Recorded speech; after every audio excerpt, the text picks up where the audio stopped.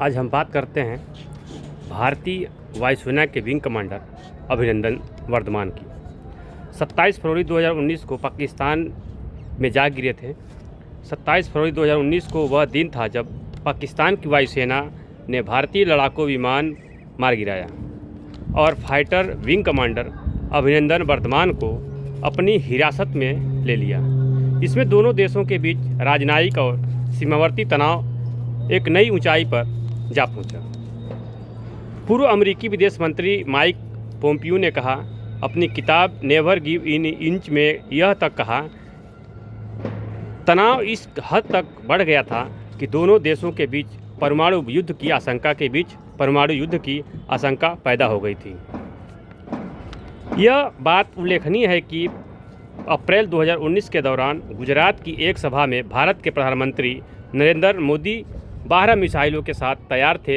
यह रात का एक कत्ल की रात थी।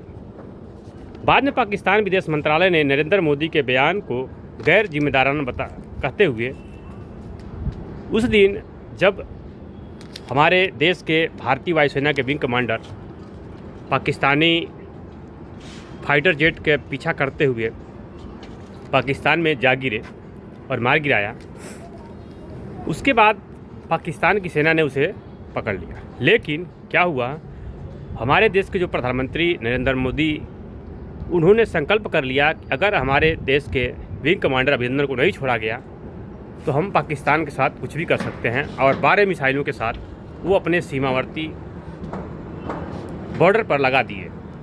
24 घंटे का अल्टीमेटम के साथ अमेरिका को सूचना दी कि अगर हमारे देश के विंग कमांडर अभिनंदन को नहीं छोड़ा गया तो हम 24 घंटे के बाद पाकिस्तान के नक्शे से ख़त्म कर देंगे।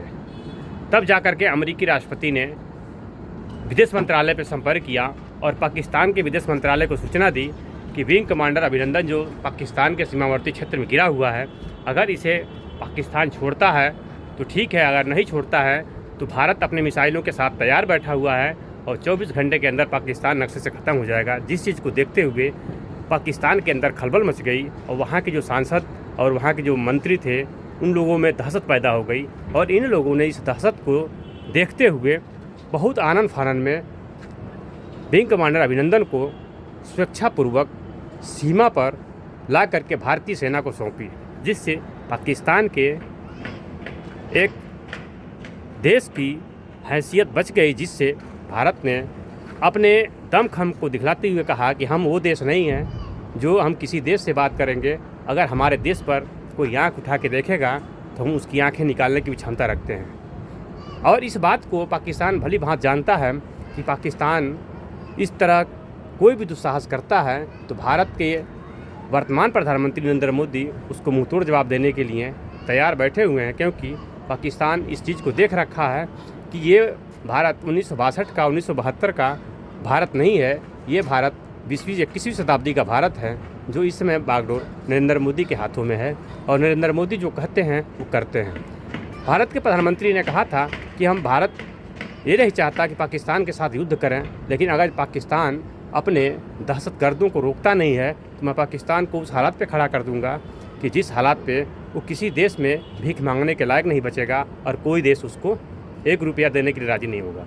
और यही हालत हुआ पाकिस्तान का कि जो इस समय दर की ठोकर खाते हुए अमेरिकी डॉलर के मुकाबले 261 रुपये के मुकाबले उसका रुपया जा गिरा है।